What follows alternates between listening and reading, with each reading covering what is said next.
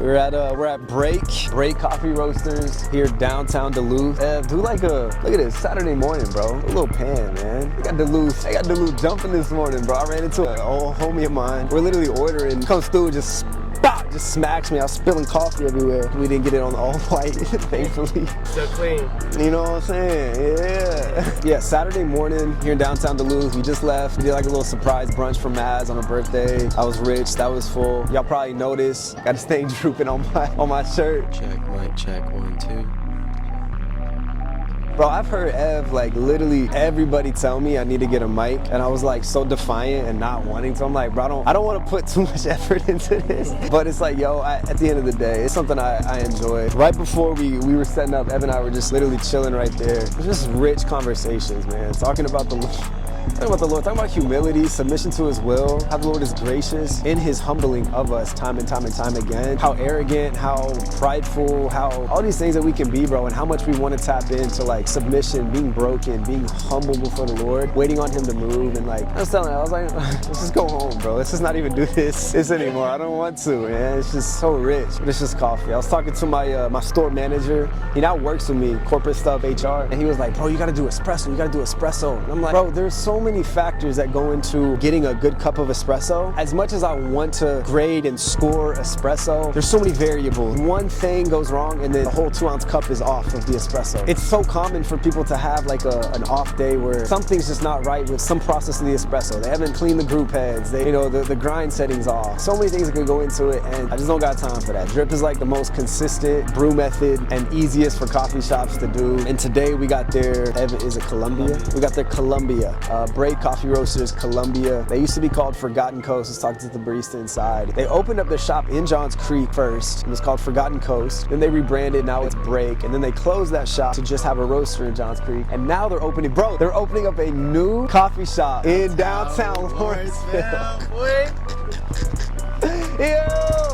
Finally, dog. I mean, there's Raina's in downtown Lawrenceville, which is straight. Literally, your dad, we were just talking about this during the service on Thursday. He's like, yeah, it's hard to like hear how to have like a good conversation, in Raina's, because it's like only outdoor, and it's kind of anyway. So we got there, Columbia. Drip as always. The light isn't really shining. The light was hitting it. It was like a really, really good color. It was bright. It was golden reddish. It was beautiful. So yeah, I can't remember the variety or anything like that. I'll follow up. I'll do like a picture or something.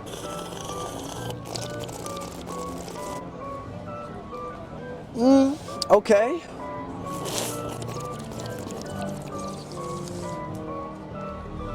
So Ev, I know you like these things. I know you like a fuller body, like a little put your hand on your chest. I do, yeah. Type of thing. Make you grow up a little bit.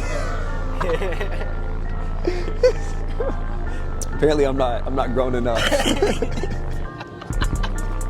I can see it. Yeah, wait till we see what you got going on. Okay. Cameras are you.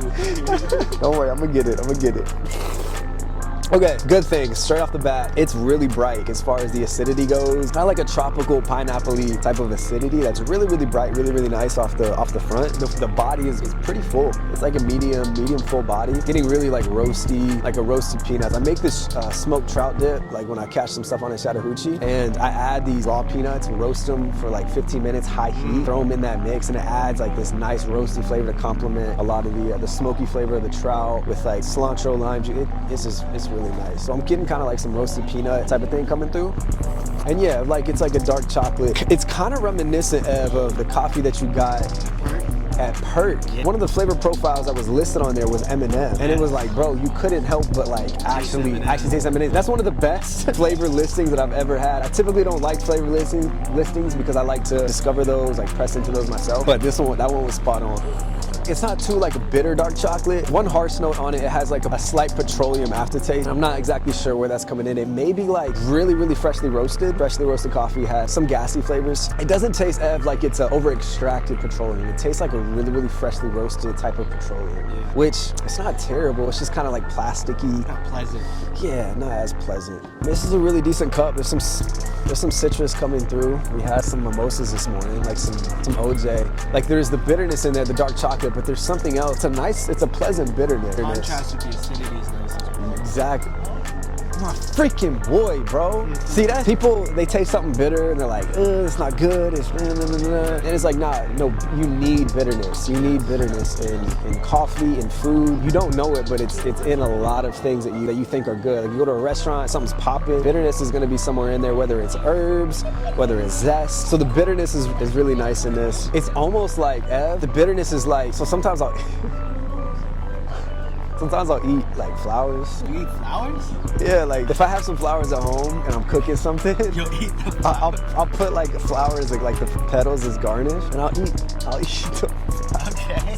Yeah, I'll eat the flowers, man. We're being vulnerable this We morning. are, we're being a little vulnerable. Then the petals have a nice plurality to it, but they do carry like a bitterness to it as well. And they're a bit unpleasant most of the time with just like regular flower petals.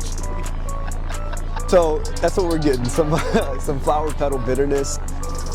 I'm not wild, but this is still like a really, really decent cup. If you're stopping through here on a Saturday morning, you just pop in a break and you get this, I would be really pleased. This is a positive thing that adds to my experience cruising around downtown Duluth on a Saturday morning with fam. Just warms my heart, bro. Anyway, break, Coffee Roasters, downtown Duluth. Ever gonna go, sun shining.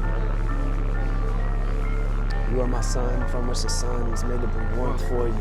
That's heavenly grace for you. You are my chosen. How do I know this? I have made heaven and earth for you, and I prepared a place for you. And I can't wait to drink this cup anew. You, my son, are bulletproof. I am your rider, I'm your provider, and there's nothing that you can prove. You are the diamond in my eye. Why you think that I abide? And look the Father in the eyes, and took the lashes in my side. Come on, bro. Best single son. Ha! Too rich, man. I'm gonna go 8.0 even. 8.0 even with break here in downtown Duluth. Again, not my preference as far as flavor profile. Can't argue with the statistics, man. It's hitting everything as far as clarity, brightness, acidity, body. All these things are coming through. Can't knock it, man. It's a decent cup of coffee. All right, we still got some processing in the Lord. You ready to go home, bro? Yeah. Let's hit it, dog.